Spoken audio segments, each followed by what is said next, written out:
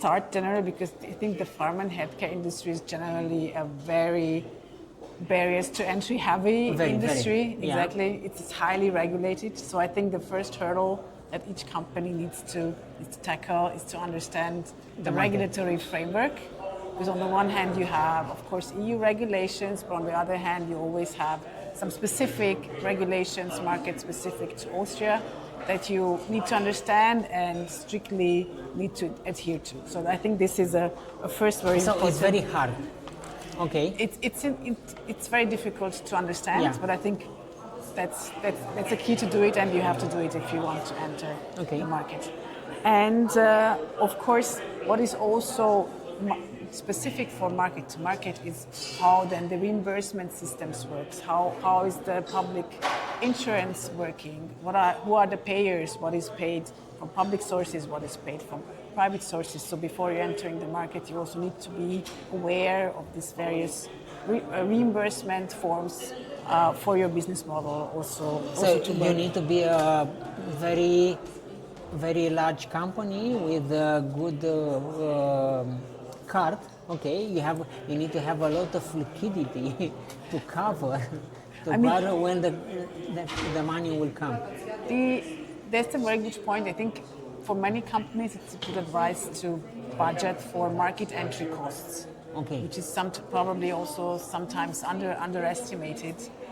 In such a regulated environment, you definitely need to budget for additional costs you incur before even entering by understanding and screening and making the right connections, talking to the authorities, so that you are able to meet the requirements that are important for Austria specifically.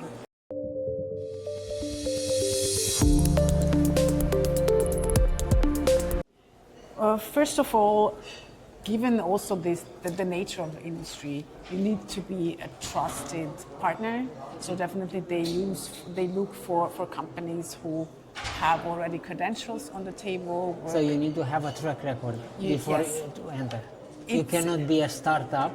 I wouldn't exclude it, but I think it's definitely a good point, let's say, if you already have some reputable track record that you can show to these companies. You're working maybe in Romania or in other countries, but some track record that you can show.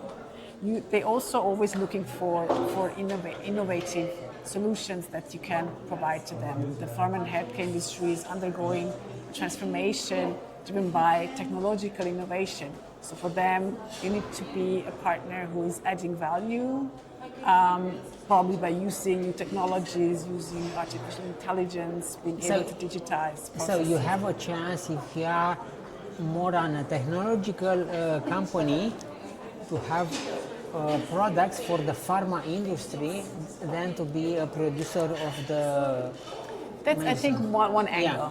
That's one angle. Okay. Another angle is, of course, another type of cooperation where they would like to source in maybe some capabilities they didn't have, like looking for contract manufacturing partnership where you are coming from a country that can manufacture certain products or compounds at more competitive prices. So this is another angle. So I think in pharma you need to balance these two aspects, being innovation, and on the other hand, of course, the cost consciousness aspect of those. Adrienn, thank you very much. Thank you. Thank you.